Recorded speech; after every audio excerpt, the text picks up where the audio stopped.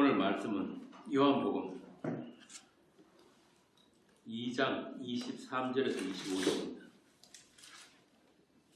요한복음 2장 23절에서 25절.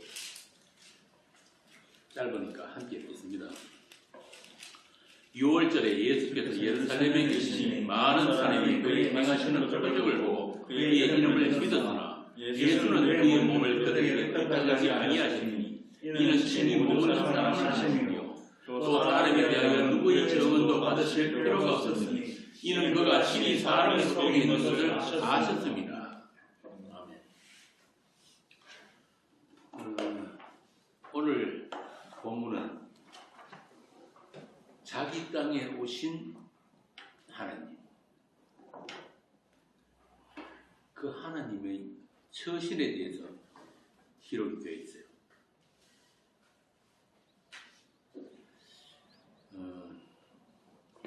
예수님이 보시는 이스라엘은 어떠한가?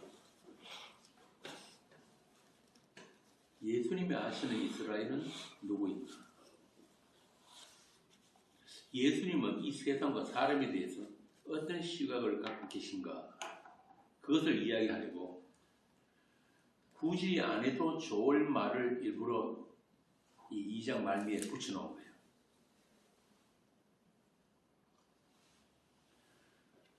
자기 사람, 자기 땅을 찾아오신 하나님.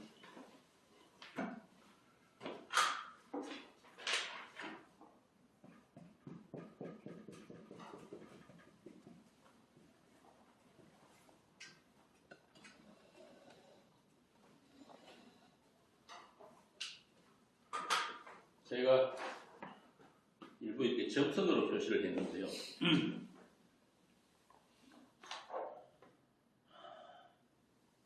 진규씨, 이스라엘이 누구예요?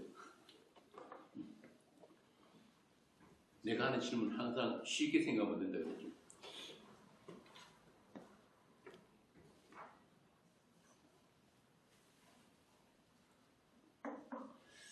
이스라엘이 이스라엘일 수 있는 조건은 이스라엘에 있지 않다. 그럼 어디에 있다? 하나님의 약속에 있다. 그런데 이스라엘은 예수님이 오신 그 이스라엘은 자꾸 자신들의 이스라엘대로 자신들의 울타리를 자기들이 치려고 했던 거예요.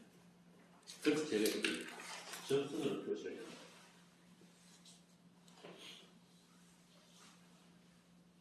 그 육적 이스라엘은 하나님의 말씀을 가지고 자신들의 종교 체계를 만들었어요. 그리고 자기 땅에 오신 그 하나님을 알아보지 못했을 뿐 아니라 그 하나님을 이방인 취급을 합니다. 진짜 이스라엘은 그 한 분뿐인데 그분에 대해서 이스라엘이 어떻게 되어 있는가?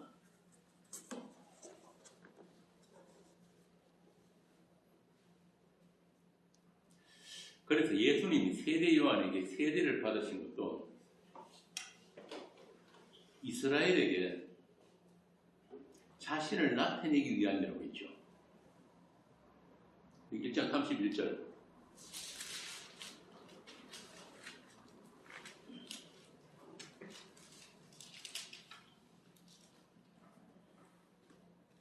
나도 그를 알지 못하였으나 내가 와서 물로 세례를 베푸는 것은 그를 이스라엘에 나타내려 함이라.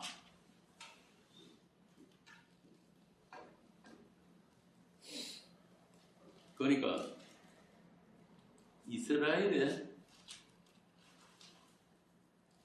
진짜 이스라엘을 나타내기 위해서 예수님이 세례를 받으시다.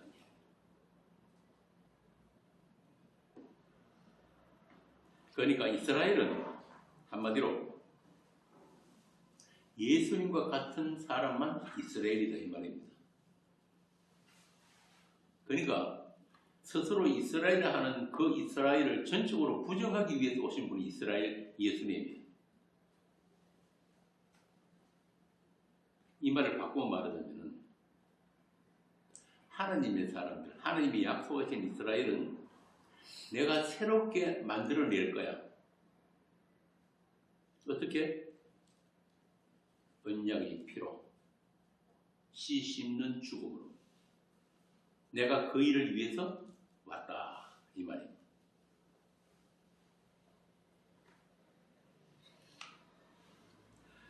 예수님의 공생애라고 하는 요한복음 1장부터의 그 내용이 우리가 처음부터 살펴본 대로 하늘에서 오신 분과 세상, 즉 땅에서 난 자들의 충돌이라고 했죠.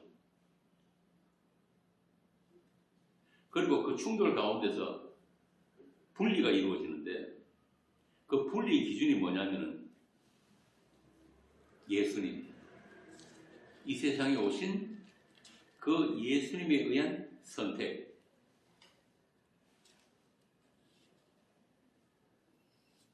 다른 말로 그분에 의해서 아심받는 것.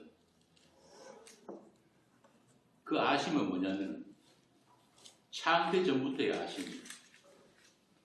그렇기 때문에 인간들이 개입할 수 없는 하나님의 선택이다. 인간들이 어떤 선택도 인정이 되지 않는 하나님의 선택. 이걸 복음이라고 합니다. 그래서 사람들이 복음을 싫어한단 말이에요. 내가 할 수 있는 게 아무것도 없기 때문에. 제가 며칠 전에 우리 카페에 그런 걸 올렸지. 나의 구원에 내가 할 수 있는 것이 아무것도 없다는 것을 아는 것이 복음의 능력 안에 있는 성도다.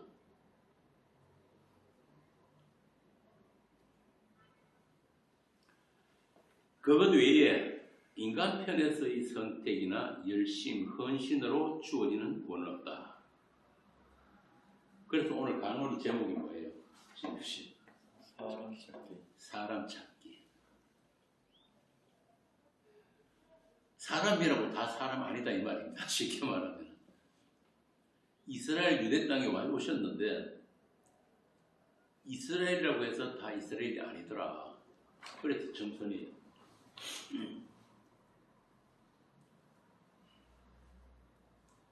하나님의 사람 찾기. 하나님께서 예수님에게 주신 그 이스라엘 찾기. 요한복음 6장 38절 39절 읽어보세요.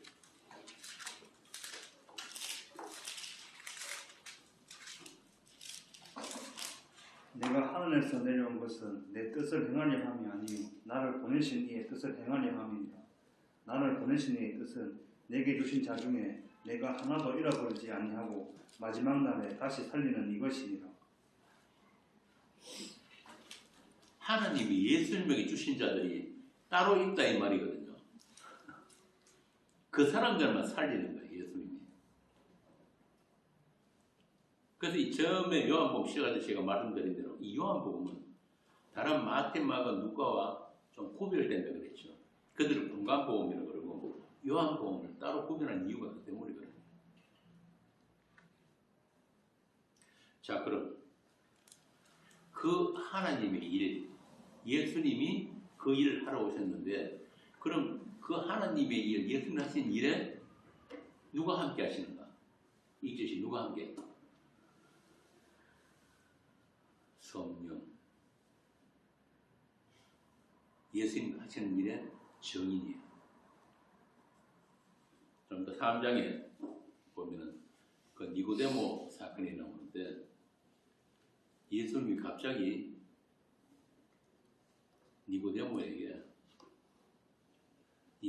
예수님과 뭔가 자기 목적을 이루기 위해 예수님을 몰래 밤에 찾아왔는데 예수님은 엉뚱하게 제3자를 등장시켜버려요. 그분이 성령이란 말이에요. 성령.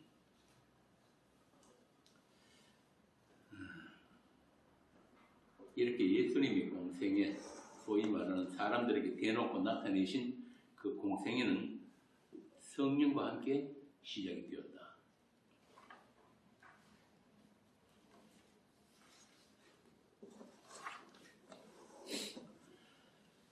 그러나 아직 예수님께서 영광을 받지 않으셨기 때문에 세상 사람들에게 성령이 계시지 않으셨다.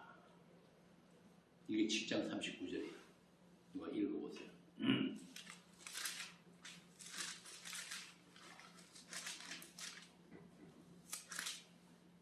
이는 그를 믿는 자들이 받을 성령을 가리켜 말씀하신 것이라. 예수께서 아직 영광을 받지 아니하셨으므로 성령이 아직 그들에게 계시지 아니하시더라. 성령이 그들에게 계시지 않으면 어떤 일이 벌어지냐면은 성령이 계신 분과 성령이 계시지 않은 사람들은 서로 오갈 수 없는 큰 구렁이 생깁니다.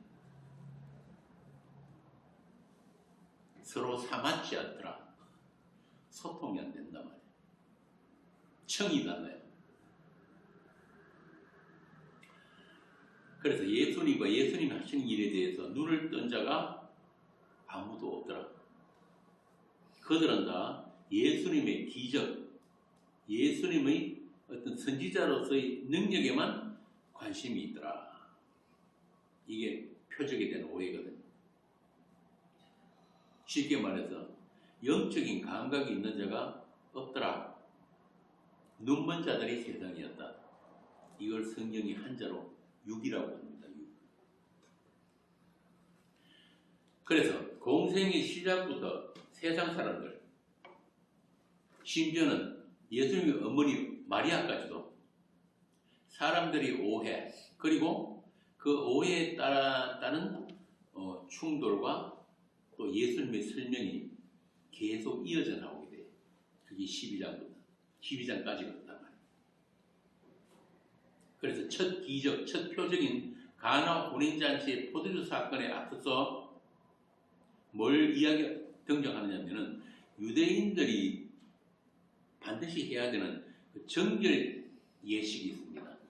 어디든지 집에 들어가든지 어디 모이든지 하면은 행사가 있으면은 뭘 하냐면은 깨끗하게 씻어야 돼요. 그래서 돌 항아리 6대다가 물을 채우고 그 모인 사람들이 다 씻어야 되는데 참 재밌는 게 뭐냐 하면 예수님이 가시니까 돌 항아리에 물이 없어요. 이 말은 무슨 말이냐면 그들은 다 율법 다 지키고 안에 다 모여 있는데 예수님만 이방인인 거예요. 그래서 예수님이 거기다 물을 채우라 그래가지고 그 물을 포도주로 바꿔주시잖아요. 그러니까 쉽게 말하면은 그 율법의 정결 예식, 물로 씻는 그 예식에 그 예식을 완성하시러 오신 분이 예수님이란 말입니다. 그러니까 6개의 돌 항아리 다음에 7개의 물로 오신 분. 그러니까 너희들이 지금까지 그 마시는 그 포도주 그거는 하늘의 기쁨이 되지 못한다. 내가 너희들의 기쁨이 되어주마. 진짜 기쁨이 되어주마. 이게 뭐냐면 가나 혼인잔치였어요. 그러니까 그렇게 그 유대인들의 그 종교 체계, 율법 행위를 부정하시는 것으로 예수님의 공생애가 시작되는 거예요. 그러니까 율법, 그들이 쳐놓은 율법이라는 울타리 안으로 들어오신 이방인 예수. 그리고 그들의 율법에 대한 새로운 해석으로 나타내신 사건이 물포도주 사건.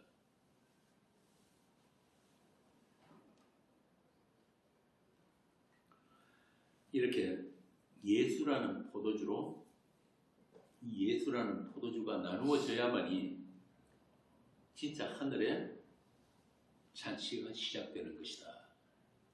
이게 첫 번째 예수님의 표적입니다. 그리고 두 번째 성전 파괴 사건. 이건 역시 너희들이 46년 동안 지은 그 성전에는 하나님이 계시지 않는다는 충격적인 선포를 하십니다.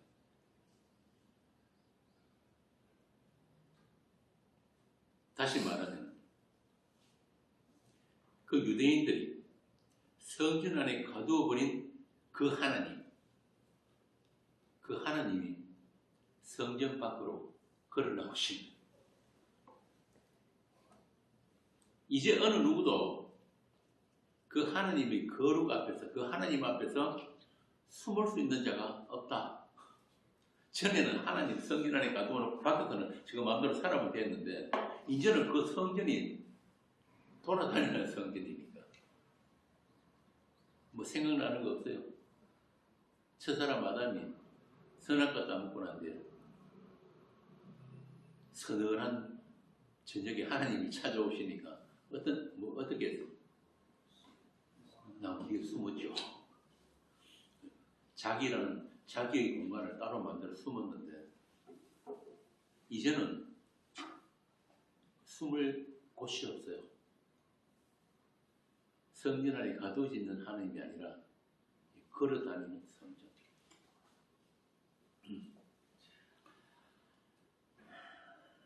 그래서 이 땅에 빛으로 오신 그 하나님 앞에 부정한 자로 죄인으로 발각되지 않을 수 있는 자는 아무도 없다.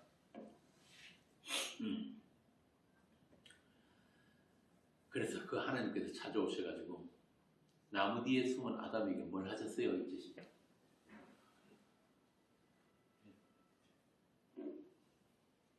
아는데 표현을 못하겠지. 지가 해입은 나뭇잎 치마 벗겨버리고 가죽 치마를 입혀줬잖아요. 그게 최초의 복음이거든요. 이제 그 하나님이 입히신 그 가죽 치마의 실체가 뭔가 이게 이제 드러났단 말이에요. 하나님의 백성이라고 하는 너희들이 오해했던 그 하나님이 이제 그냥 문자가 아닌 말씀하시는 성전으로 자기 땅에 오셨다.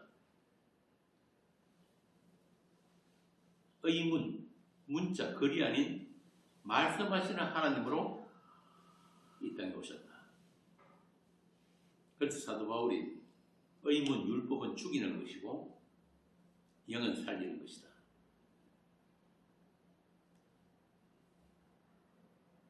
자기라는 우상을 섬기는 데 써먹는 그 율법, 그 계명, 그 의문이 아닌 살리는 영으로 오신 하나님. 그게 말씀하신 하나님. 그러나 아직은 십자가의 영광을 받지 아니하셨기 때문에 그분의 말씀을 알아듣는 자가 아무도 없더라. 이 말입니다. 그래서 예수님의 기적을 보고 믿는 자들 밖에는 없더라는 것이 오늘 본문 내용이에요. 23절.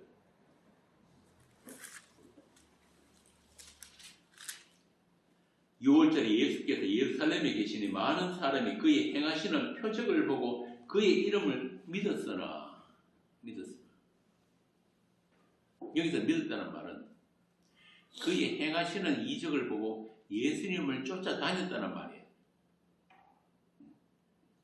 이 땅에 오신 그 하나님과 그분이 하실 일에 대해서 믿은 것이 아니다 이 말입니다. 그러니까 한마디로 예수님마저 자기들의 목적을 위해서 이용한 예수님을 우상화해버린 그 이스라엘이다. 우상이 뭐예요?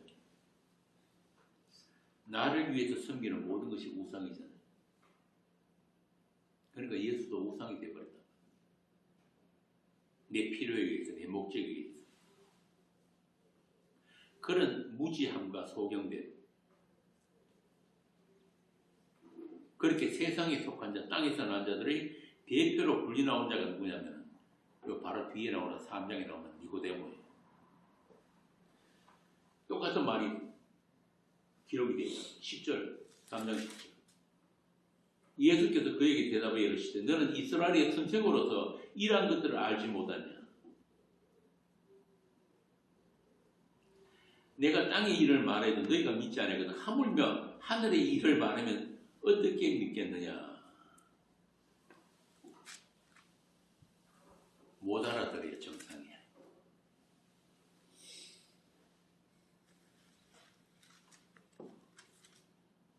이렇게 이스라엘의 선생이라는 자가 하나님을 앞에 두고도 몰라보더라.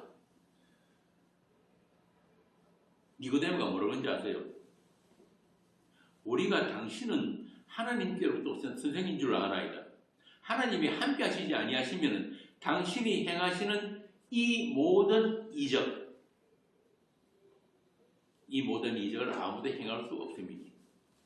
그러니까 니고데모가 관심 있던 게 뭐예요? 그 이적인 거예요. 예수님 자신에 대해서 관심 있는 게 아니란 말이에요.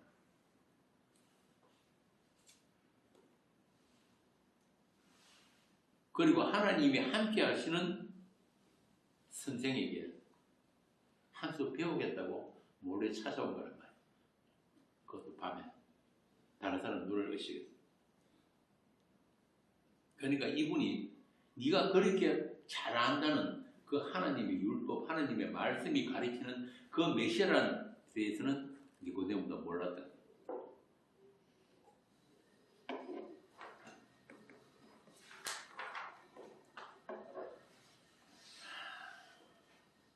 이스라엘의 선생이고, 그러니까 사내들인 관원이니까 율법 선생이고 사내들인 관원인 니고데모.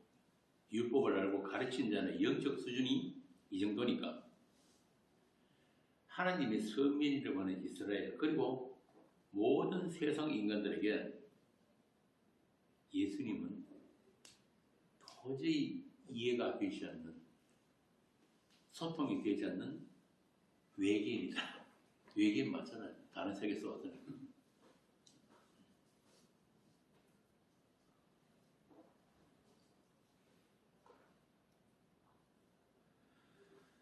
그래서 예수님은 마음대로부터 비밀이라고 한 거예요.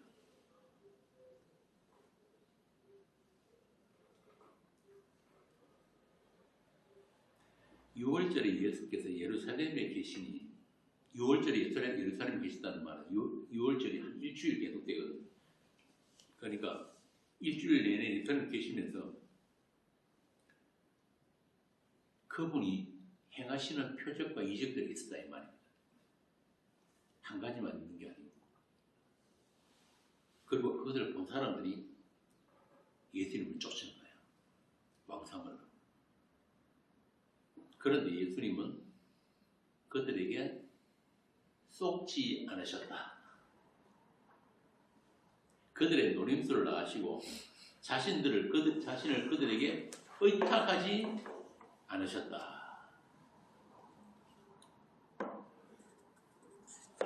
그들과 예수님 사이에는 가로막는 벽이 있기 때문에 반드시 무너져야 하는 종교의 신전이 있기 때문에 아직 해결되지 않은 문제가 있어서,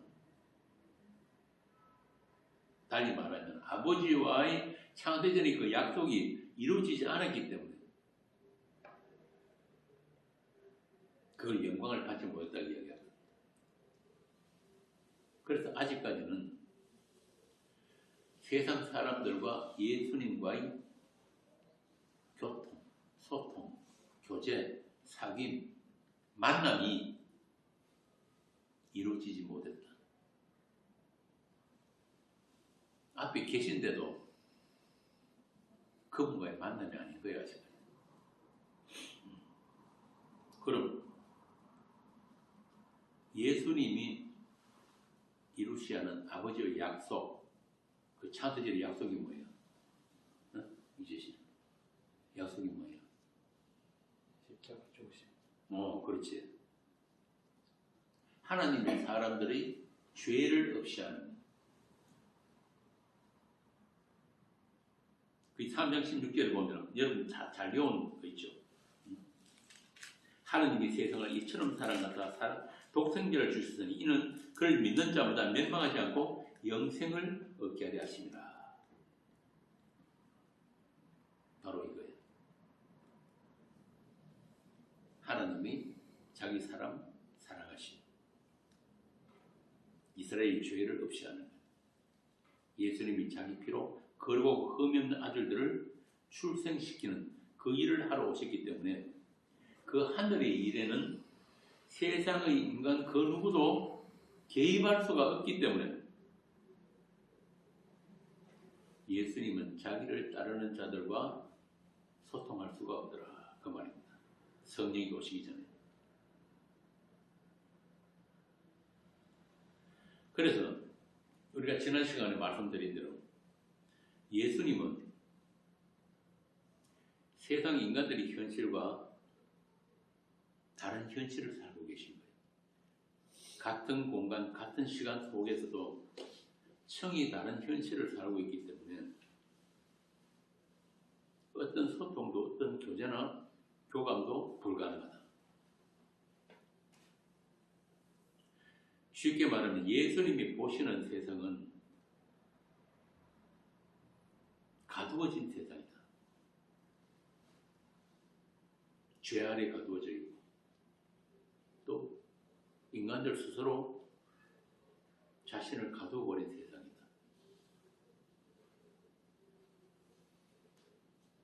온갖 종교 체계, 종교 의식, 선행 체계 이런 것들로 자기를 가두어 놓고 있다. 그리고 그 배후에는 누가 있다?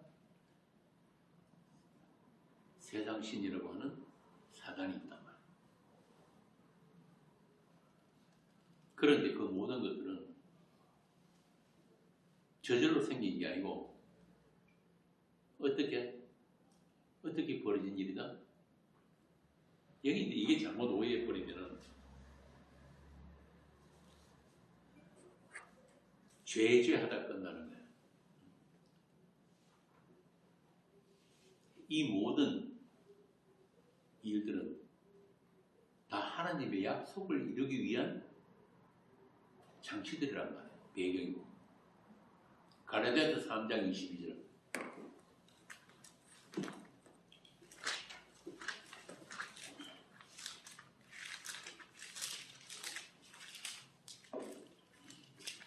그러나 성령이 모든 것을 죄 아래 가두었으니 이는 예수 그리스도를 믿음으로 말미암는 약속을 믿는 자들에게 주려 합니다. 참 이런 말씀은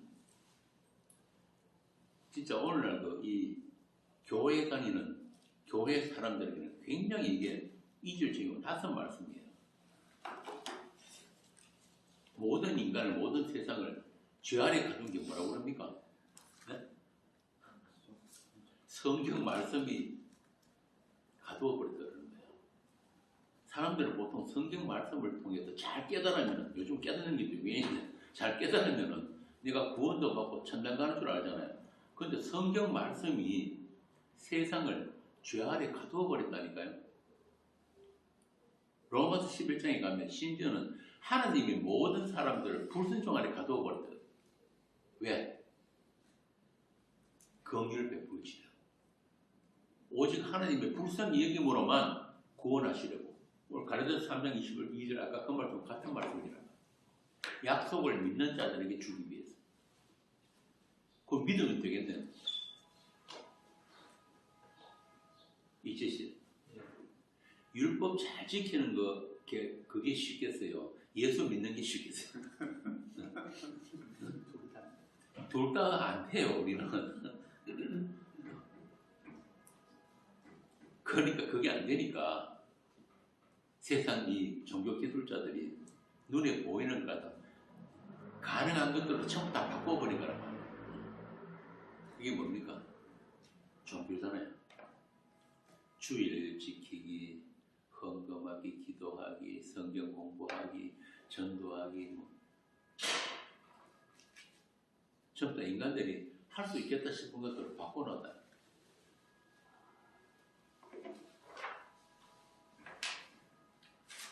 자, 이런 세상에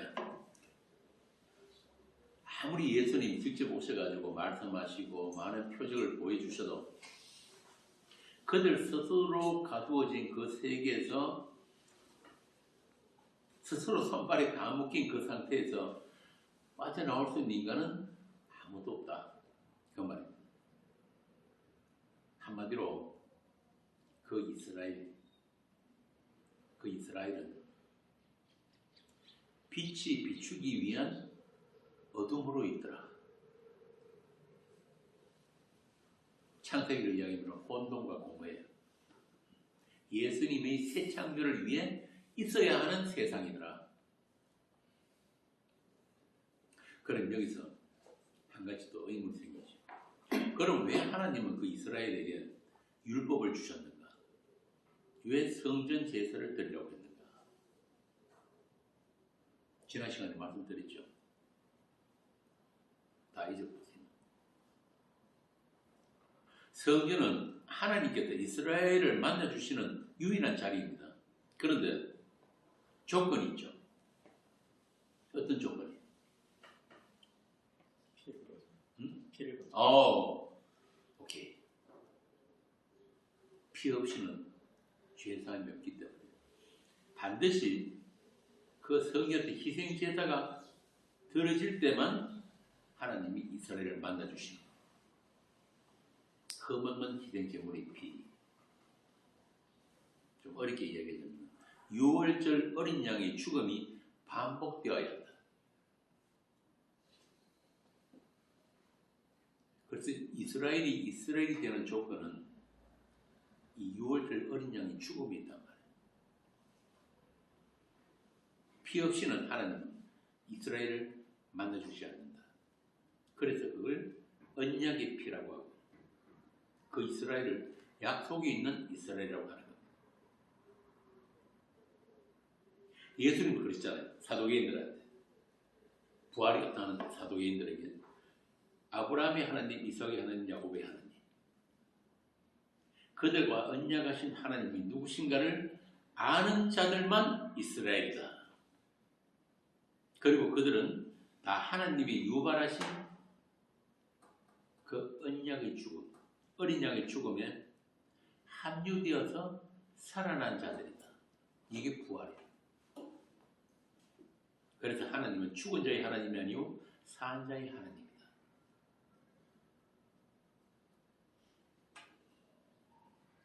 이스라엘로 대표되는 그 아브라함과 이삭과 야곱의 인생이 전부 그 죽음과 생명을 보여주는 인생이었다. 바꿔서 말하면 예수 그리스도라는 하나님의 약속이 작동되고 실현되는 인생을 그들이 앞당겨서 살았다 이 말입니다. 그래서 사도가 그러는 거예요. 그들 모두 그리스도의 영이 임해가지고 예수님이 받으실 고난과 영광을 앞당겨서 보고 즐거워했다. 그들은 자기들의 삶을 통해서 오실 그분을 증거했다. 자, 이렇게 그런 사람들을 성경이 이스라엘이라고 합니다. 그래서 때가 차면 드디어 이스라엘에게 약속하신 그 구원이 그 약속의 실체가 오셨는데 하나님의 백성이라고 하는 그 이스라엘은 이미 자기들이 정해놓은 메시아가 따로 있는 거예요. 자기들이 만든 성전이 따로 있고 자기들이 규정한 천국이 따로 있더란 말이에요. 어떤 천국입니까? 율법 지키고 성전 제사 드려가지고 가는 천국.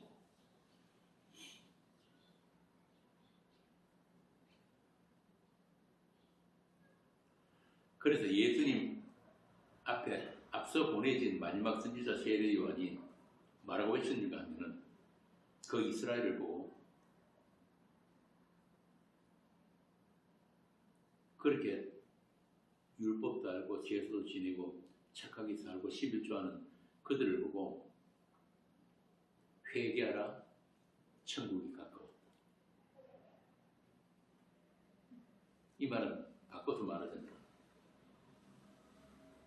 너희들이 그 천국 아니고 진짜 천국은 아무도 못 가는 천국이다. 이 말이거든요. 천국이 이 땅에 오셨고 그분에 의해서 찾은 자만 천국을 간다. 다시 말해서 이 땅에 오신 그 하나님을 모르면 아무도 천국 못 간다. 천국은 바꾸어 말하면 사도가 뭐라고 그러냐면 사랑의 아들이 나라라고 그러잖아요. 고린도서 있죠. 그러니까 예수님이 나라라 이 말입니다. 예수님과 같은 사람만 갈 수 있는 나라. 그게 천국이다.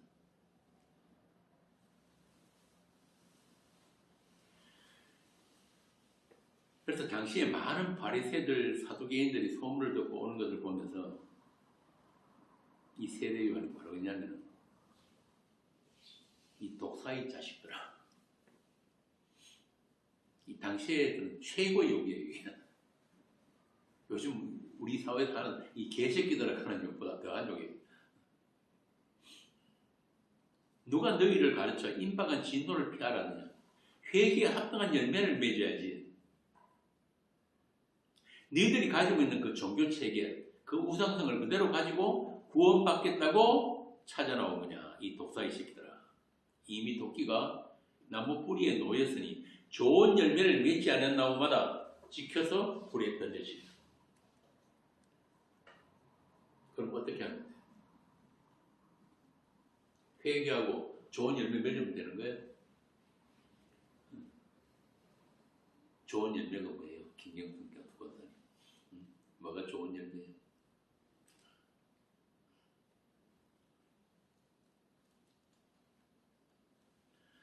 참 포도나무이신 예수님 안에 있으면 열매는 저절로 맺혀진단 말이에요. 그게 요한복음 15장 5절 읽어보세요. 참 쉽죠?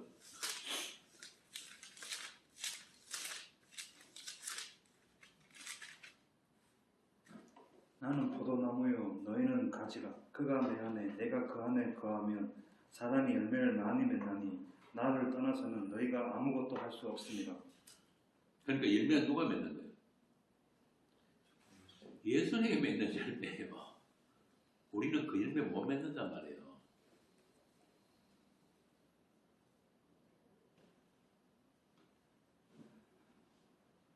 예수님이 자기 피와 살을 먹이신 자들, 그러니까 그리스도의 몸된 교회 그들을 회개에 합당한 열매라고 합니다.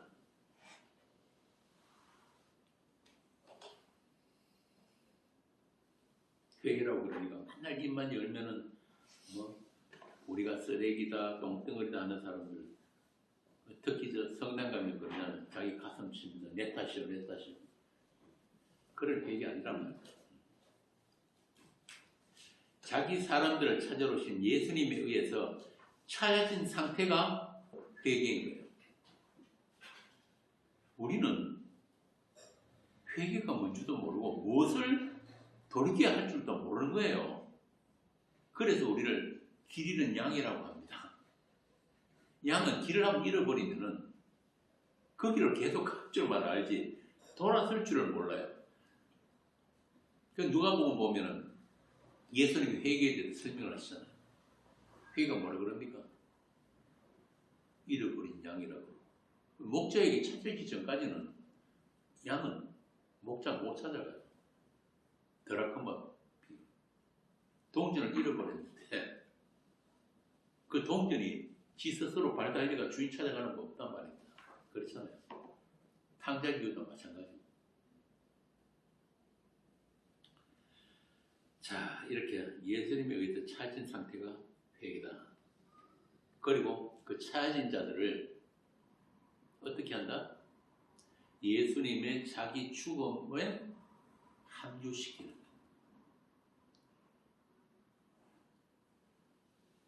그 진짜 죽음, 유일한 죽음에 합류시키는 거예요. 그러니까 처음에 하나님이 정령 죽으리라. 그 정령 죽으리라, 이 죽음이라고 하면 바로 그거란 말이에요. 하나님은 자기 사람, 하나님 형상, 예수 그리스도 안에서 왔는데 그 사람들 외에는 아예 관심 없어요. 그들에게만 주신 말씀이라니까요. 그러니까 너희들이 그거 먹고 선악과 먹고 정령 죽어서 죽고 또 죽어서 그리스도의 그 죽음 안에서 완성되어야 사람이다 이 말입니다. 그게 구원이에요. 그런데 그 죽음은 인간이 스스로 죽을 수 없는 죽음이잖아요. 이게 무슨 말이냐면은 우리는 태어날 때부터 죽은 채 태어나기 때문에 죽은 자가 죽는 건 죽음 아니에요. 생명이 있는 분이 죽음만 죽음이라 그러거든요. 그러니까 생명이 있는 분이 그 죽음이 우리에게 나누어질 때 그때 하나님의 의가 충족이 된다 이 말이에요. 우리는 아예 심판의 대상조차도 되지 못하는 거예요. 하나님께서 예수님에게 주신 자들을 예수님의 십자가, 그러니까 영단번의 제사에서 예수님과 함께 하나님께 드려지는 그 언약의 죽음 안에서만 새로운 창조가 일어난다. 새 창조가 완성이 됩니다. 그전에는 어떤 종교 행위도 하나님은 선으로 인정 안 하신다. 하나님이 보시기에 좋았더라 하는 그 창조는 예수 그리스도 안에서만 완성되는 창조더라 이 말입니다.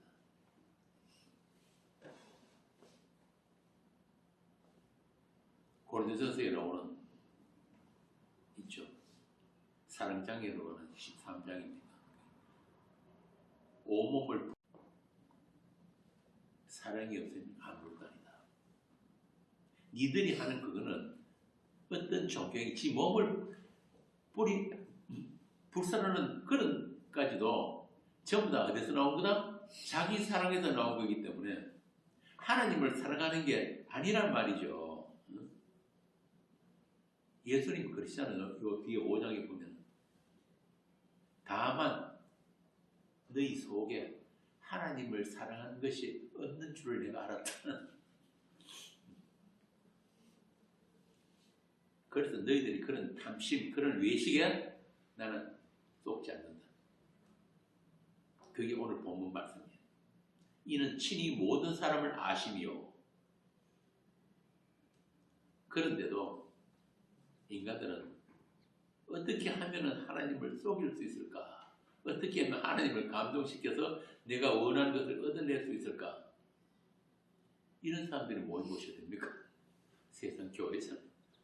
뭐 교회뿐만이 아니죠. 절간이나 교회나 뭐 다 똑같으니까. 아침 일찍 목욕 재개하고 가빠이 올라가는 거는 봉투 안에 만원짜리 하나 이어갖고 1,000번째 드린다고 새벽부터 교회 가는 거는 전혀 다를 게 없단 말이에요.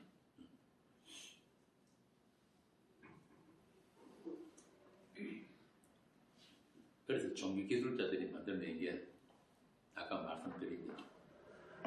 인간들이 할 만한 것들 주일 성수, 11조 하기, 뭐 또 성전 건축, 또 어디더라 어디 보니까 기도로 시정하는 삶 이러니까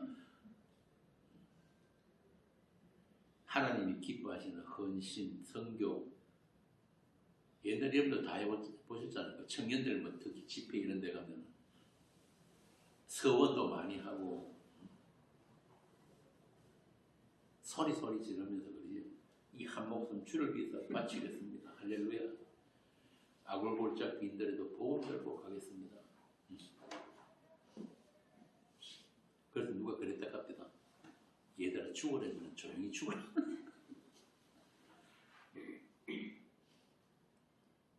그렇게 복음 위해서 목숨을 바친다는 사람들 세월 지나면은 다 어떻게 됩니까? 전도사들, 강도사들, 목사들 나중에 세월 다 지나면은 교회 하겠다고 복음 다 버립니다. 내가 살아야 되니까. 복음 이야기하니까 십적 이야기하면 교회가 안 되거든요. 그래서 언제부턴가 조금씩 다른 걸 섞어 넣는단 말이에요. 그게 뭐예요? 착하게 살기도 섞어놓고 성화에 힘쓰기, 전도 많이 해서 하나님께 영광 돌리기, 천국도 상급이 있는 상급이 다른 천국, 교회에 충성하는 게 하나님의 충성이라고 상인한 치고 한때 복음 안다고 십자가만 전하겠다고 했던 사람들 지금 다 사라지고 있어요. 그래서 복음은 십자가의 도는 사람이 전할 수 있는 게 아닙니다. 성경으로 하지 않으면 어느 누구도 예수를 주시라 할 수 없다고 사도가 못을 박았단 말입니다. 그런데 무슨 제자 훈련이 있고 선교 프로그램이 있고 그런 건 그냥 교인들 뺑뺑이 돌려서 만들어 놓고 그렇게 사람들 꼬셔가지고 길가에서 사람들 꼬셔가지고 교회에다가 앉혀놓으면 그렇게 교인 명부에다 올려놓으면 그 사람 구원받습니까? 배나 지옥 자식 만드는 거야. 진짜 복음 들을 기회마저 빼뜨려버리는 거란 말이에요. 그게 세상 교회가 그지다. 십자가에 눈 못 돌리도록 교회 안에 가둬놓으면 그렇게 열심히 종교 행위하도록 가르쳐 놓으면 그게 예수 믿는 건 줄 아닌가.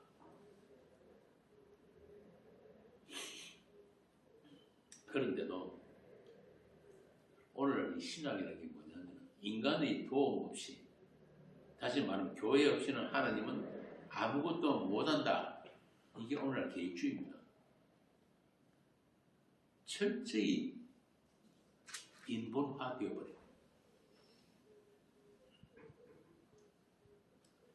그래서 그 예수님이 오신 그때나 지금이나 달라진 게 하나도 없어요. 아니 달라지면 안 돼요. 세상은. 그러니까 십자가의 도를 전한다는 말은 하나님이 씨가 없는 자들, 약속이 없는 자들을 갈라내는 자격입니다. 교회에 지발로 찾아온 자라도 씨가 없으면 다시 말해 약속 안에 있는 자가 아니면 문 밖으로 밀어내는 것을 전도라고 하는 거예요.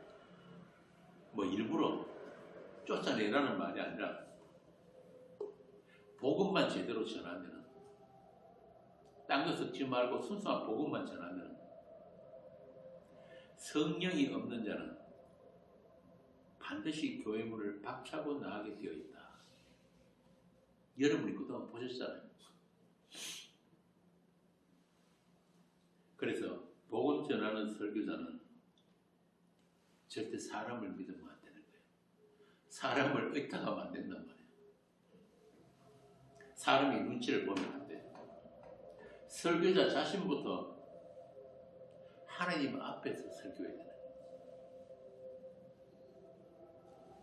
말은 잘해주십니다. 코랑대오 하나님 앞에서.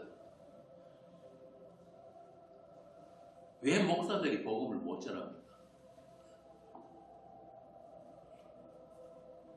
사람 눈치 본다. 장로 눈치 봐야 되고 교단 눈치 봐야 되고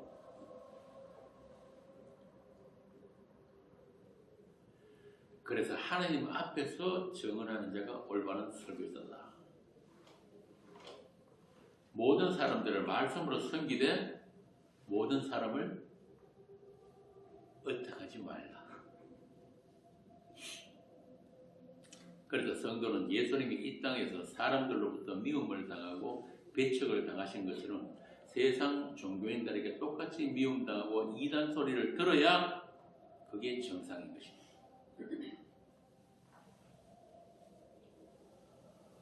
어떻게 십자가 복음을 전했는데 바울이 말한 그 거리 끼고 미련한 복음을 전했는데 모든 사람들이 다 좋아라 하고 그렇게 존경하고 칭찬받는 그런 설교자 없습니다. 어떻게 세상이 예수 정인의 죽음을 애석해 할 수 있단 말입니다. 이거 내 말이 아닙니다. 이거 계시록에 나오는 이야기입니다. 두 정인이 죽었는데 장례도 안 치러주고 야, 그 인간 잘 죽었다고 서로 예물 보내고 축하하는 게 이게 세상의 현실이에요. 심지어는 죽고 난 뒤에 부관 참치까지 당하는 게 복원 전천한 사람들이에요. 운명이란 말입니다. 그들이 예수의 증인입니다. 그래서 이런 세상의 본질은 세상 끝날까지 변하지 않습니다. 그래야 그 세상을 통과하는 성도들이 빛의 아들들로 나타나는 거예요. 어둠은 계속 어둠으로 남아있어야 된다 그 말입니다. 죽은 세상, 부정한 그들과 분리되는 성도들이 거룩고 그 경계선은 피예요. 피. 하나님의 아들이 이 땅에 남기고 간 그 피가 세상과 교회의 경계선이다. 그런데 왜 그 피를 이야기를 안 하냐고. 그 말은 세상과 교회가 이미 그 경계가 무너졌다는 뜻이잖아요. 세상이 좋아하는 거 교회에 다 들어가고 세상이 귀하다고 여기는 가치로 여기는 거 다 교회에서 다 통용이 되니까 경계가 없는 거예요. 그래서 교회는 예수님의 그 피가 그 죽음이 나누어질 때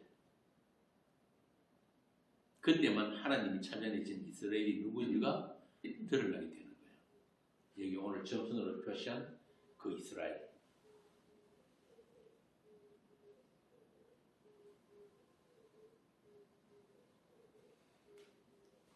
그 이스라엘을 하나님께로부터 난 자들이다.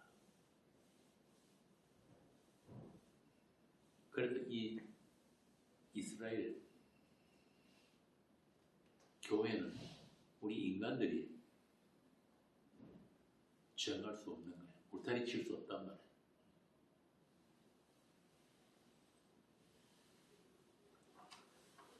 우리가 전 시간에 했던 요한복음 1장에 보면은 자기 땅에 오매 자기 백성이 영접하지 아니하였으나 영접하는 자고 그 이름을 믿는 자들에게는 하나님이 자녀가 되는 권세를 주셨으니 이는 혈통으로나 육종으로나 사람의 뜻으로 나지 아니하고 분명하죠. 사람의 뜻, 사람의 신앙, 사람의 종교 이런 것으로 나지 않는단 말이에요. 오직 하나님께로부터 난 자들입니다. 그래서 하나님의 영이 있는 성도의 인생은 그런 말씀의 사건, 약속의 사건으로 점철이 되어진다. 캐두리 쳐진다. 성도 자체가 말씀화 되어간다.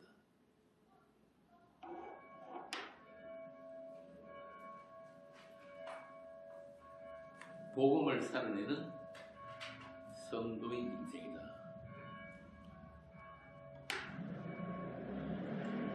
그게 자기 부인이에요. 예수님의 그 부인에 끌려 들어간 자. 롯처럼 그 자기 부인 해보겠다고 무릎이 까지도록 돌계단 기어오르고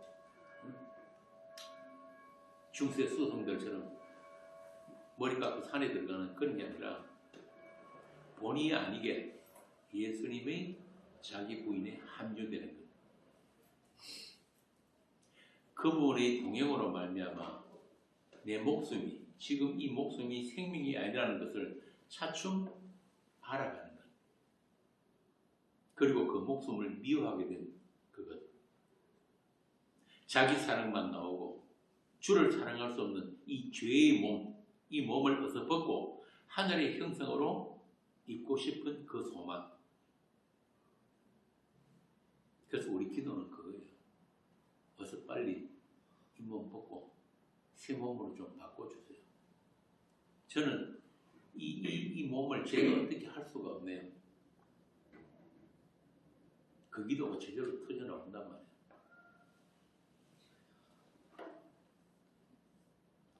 세상 그 무엇보다도 더 귀하고 더 사랑하게 된 그것, 그게 뭐예요? 말씀 사랑, 예수 사랑. 그 말씀으로 채워지는 인생을 살게 되는 것이 하나님으로부터 영을 받은 성도의 믿음일 것입니다. 그래서 하나님의 성령이 아니면 이 땅에 오신 하나님을 알 수도 없고 그 예수님과 어떤 관계도 가질 수가 없다. 바로 그게 오늘 본문에 나오는 그 상태란 말이에요. 나 있고 예수님이 있으니까 그 예수님을 대상으로 해서 내가 그 예수님을 점점 배우고 깨달아가고 닮아가려고 하는 그 상태가 뭐냐면 예수님과 전혀 관계가 없는 상태예요. 정반대죠. 우리 젊을 때 그런 책 많이 읽었잖아요. 누굽니까? 토마스 아켄피슨가 그리스도를 본받아 뭐 이런 책들. 그게 아닌 거예요. 예수님과 한 몸이 된 교회가 아니면 그분을 알 수도 없고 그래서 바울이 그러잖아요. 한 주, 한 세례, 한 성령, 한 믿음 안에 있는 자들. 그러니까 예수 그리스도가 내가 어떤 믿음의 대상, 본받아야 대상, 섬겨야 될 대상이 아니라 그분과 하나가 된 상태. 우리 나중에 이제 요한복음 뒤에 가면 나옵니다. 아버지가 내 안에, 내가 아버지 안에. 그리고 저들이 우리 안에. 그 상태가 아니면 예수님과 아무 관계가 없는 거란 말이에요. 이렇게 이 땅에 오신 하나님을 아는 지식은 세상에 없는 지식이고 또 그분을 믿는 믿음은 우리에게 나올 수 없는 믿음입니다. 고린도서 2장을 봅시다. 고린도서 2장 6절부터 쭉 한번 읽어보세요. 그러나 우리가 온전한 자들 중에서는 지혜를 말하노니 이는 이 세상의 지혜가 아니요 또 이 세상에서 없어질 통치자들의 지혜도 아니요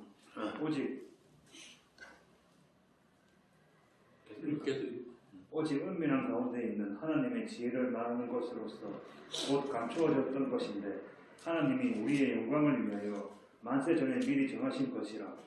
이 지혜는 이 세대의 통치자들이 한 사람도 알지 못하였나니 만일 알았더라면 영광의 주를 십자가에 못 박지 아니하였으리라. 기록된 바 하나님이 자기를 사랑하는 자들을 위하여 예비하신 모든 것은 눈으로 보지 못하고 귀로 듣지 못하고 사람의 마음으로 생각하지도 못하였다 함과 같으리라. 거기까지 분명하죠. 자 이제 다시 오늘 본문으로 돌아가서 앞에 말씀드린 대로 23절에 예수님의 표적을 보고 믿었다는 사람들이 쭉 나오는데 그들은 뭘 믿었다는 거예요? 한마디로 예수님이 행하신 그 이적들.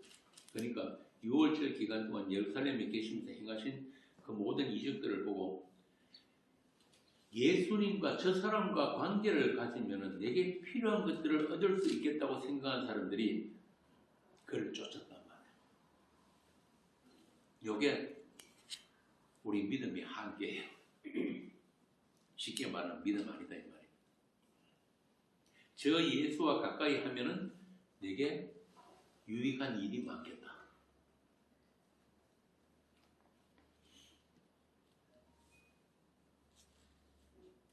내가 혼자 풀 수 없는 문제들을 저분이 해결해 줄 수 있겠다.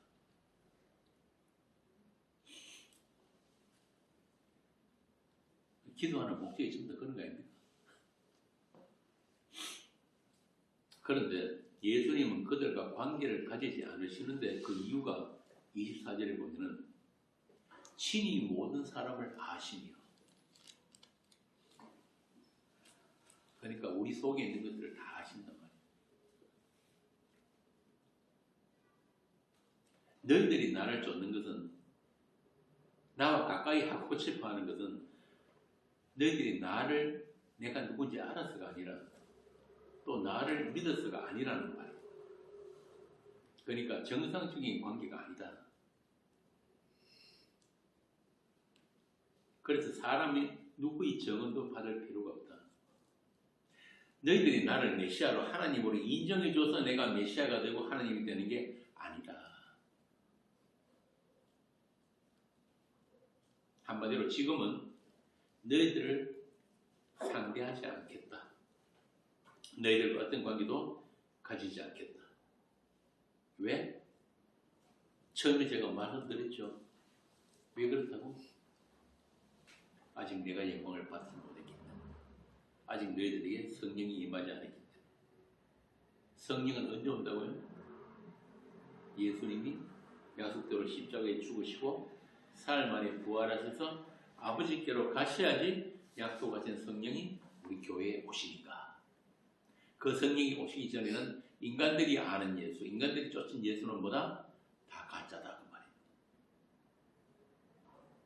그러니까 아까 우리가 좀 전에 읽은 그 고린도전서 2장의 내용처럼 세상이 아는 그런 지혜, 그런 지식으로는 절대 알 수 없는 게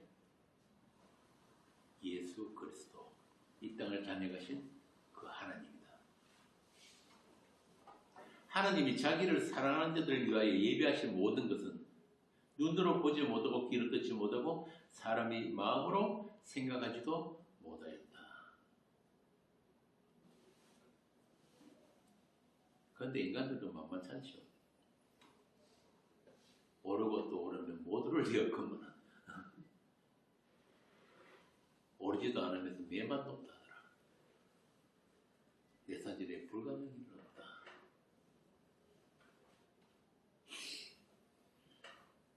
요게 선악 같다고 인간이 죄성이란 말이야. 오직 성령으로만 알 수 있고 믿을 수 있고 관계를 가질 수 있는 분이 그리스도 예수는 그 말씀인데, 그래서 뒤에 보면은 사도들이 서신에 보면은 자주 등장하는 말이 뭐냐면 믿음 안. 내가 믿으라는 말이 아니에요. 믿음 안에 있는가? 또 그리스도 안에 있는가? 성령 안에 있는가? 이런 말들이 계속 반복해서 나오는 거예요. 그래서 하나님 영이 오시기까지 반드시 있어야 하는 게 뭐냐면은 예수님의 십자가예요. 예수님의 죽음과 부활. 그래서 성령이 오시면은 성령에 의해서 예수님의 그 죽음이 우리에게 먼저 나누어지고, 우리가 주님의 십자가에 함께 못 박힌 그 언약의 죽음이 우리의 삶에 실제화되고 현실이 되고, 또 그의 생명, 부활의 생명도 우리에게 나타나게 된다는 것이, 그게 바로 성경이 말하는 성도들의 신앙생활이에요. 그게 교회란 말이에요. 그게 예배고, 하나님이 함께 하시는 자들의 모임이 예배예요. 특별히 어떤 형식적인 어떤 예배의 모습이 갖춰져야 되는 게 아니라 여러분 자신이 예배란 말이에요. 그래서 그거 알고 그걸 우리가 반복해서 체험하면서 고백하는 인생. 다시 말하면 하나님의 은혜로 주신 것들을 살고 오라고, 우리가 굳이 죄 있는 육신으로 지금 우리가 인생을 살고 있는 것입니다. 우리의 이 몸으로는 그날에 합당치 않다는 것을 날마다 인정하면서 약속하신 그 하늘의 형상을 사모하는 것, 그 나라를 사모하는 것, 그게 자기 목숨을 미워하고 자기 십자가를 지고 예수를 쫓는 것이다. 쉽게 말하면 예수만 사랑하게 되는 것이다. 그런데 오늘 본문에 나오는 그 믿는다는 사람들은 그게 아니었잖아. 자기 목숨을 사랑해서 그 목숨을 더 튼튼히 하려고 예수를 이용하려 했다. 아직 그들에게 믿음이 주어지지 않았기 때문에 그들이 예수님의 그 십자가의 할례, 육적 몸을 벗는 그 할례에 참여되지 못했기 때문에, 그래서 그거 믿음 아니다. 요한이 지금 오늘 본문에서 그 이야기를 합니다.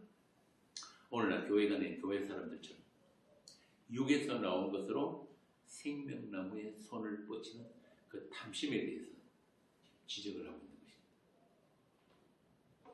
자, 그렇게 예수님은 세상 사람들이 어떤 반응을 보이든 상관없이 예수님은 묵묵히 자기 길을 가십니다. 사람들에게 어떤 기대도 하지 않으시고 어떤 협조도 구하지 않으시고 오늘 세상 교회들처럼 제발 예수 좀 믿어달라고 온갖 프로그램도 개발하고 별별 무슨 훈련, 제자 훈련 시켜가지고 사람들 끌어모으는 그런 짓 안 하신단 말이에요. 예수님은.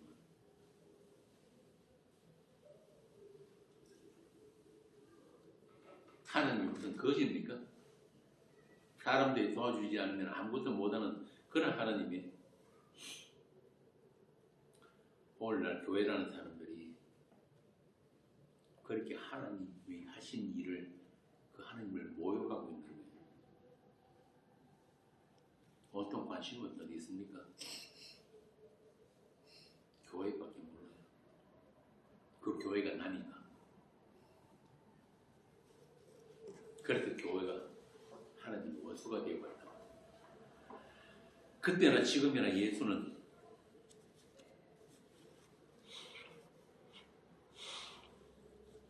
세상에서 쫓겨나기에 딱 좋은 예수님.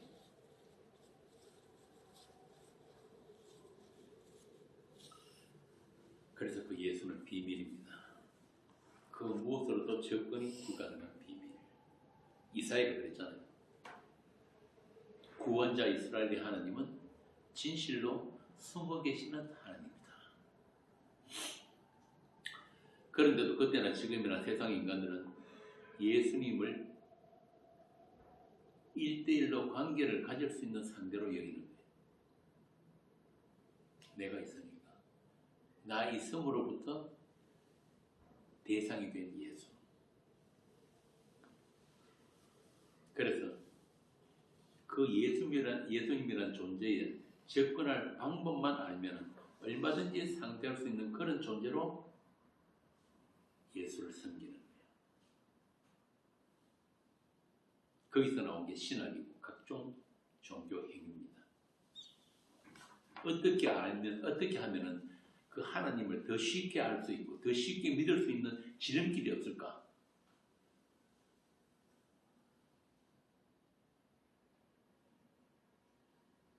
그런 것만 찾다 보니까 요즘 뭐 큰 교회는 뭡니까? 뭐 평신도 신학 이런 것, 신학 공부하는 것도 하고 요즘 제일 유행하는 건 뭐예요? 스테로 사진 들고 원어한다고 바람도 안 되는 그거 한다고 뭐 교회 이름도 아주 토브 에클레시아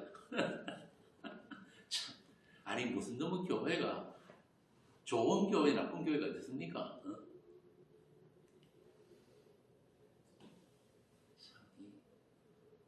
나쁜 놈들 교회는 하나밖에 없어요. 제가 계속 말씀드리지만 교회는 창세 전부터 지금까지 한 번도 타락한 적도 없는 교회입니다. 그래서 몸된 교회이기 때문에. 그런데 무슨 좋은 교회 찾아다니겠다고 이리 몰려다니고 저리 몰려다니고 세상에 좋은 교회라는 거 없다니까요. 무슨 너무 건강한 교회가 있고 덜 건강한 교회가 있고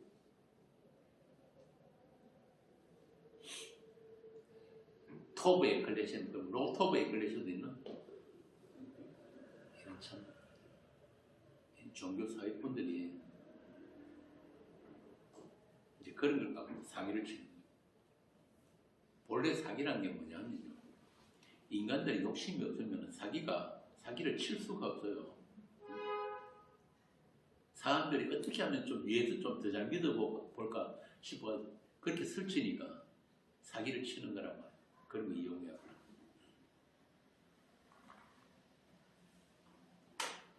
그 주소들은 원어 몇 마디 하면 좀 있어 보이잖아요. 하여튼 참 교회는 인간들이 모이면 죽을 짓만이에요. 죽을 짓만. 그걸 말하는 집단 자살이라고 합니다. 자, 오늘 본문에 이어서 등장하는 사람이 뒤에 나오는데 그게 아까 말씀드린 유대인에서 정해놓은 니고데모잖아요. 이 사람이 바로 앞서 말한 자기 목적을 가지고 예수를 찾아온 사람이에요. 예수님과 관계를 가져보려고 찾아온 사람. 그래서 예수님의 표적을 보고 예수님을 찾은 그 니고데모. 우리도 이제 처음에는 다 그렇게 시작한 거예요. 그런데 우리가 그들보다 나은 게 조금도 없는데 어떻게 하나님 우리를 아시고 우리를 불러내시고 그들 가운데서 구비를 하셔가지고 우리로 하여금 우리 귀에 그 복음이 들리도록 하셨다. 그 일에 우리가 도움이 되거나 협조한 일은 아무것도 없었다. 그래서 은혜라고 하는 거예요. 은혜. 그 은혜의 영광을 찬송하기 위해서 우리가 새롭게 지음을 받았다. 그리고 지금도 그 머리이신 예수 안에서 하나님이 집으로 지어져 가고 있다. 이것을 알 때마다 우리 안에서 찬송이 터져 나오는 거예요. 이해가 가세요? 자, 시간이 많이 되었으니까 오늘은 여기까지 합시다. 여기까지 하고 2편은 다음 시간에 기도하겠습니다. 하나님 아버지,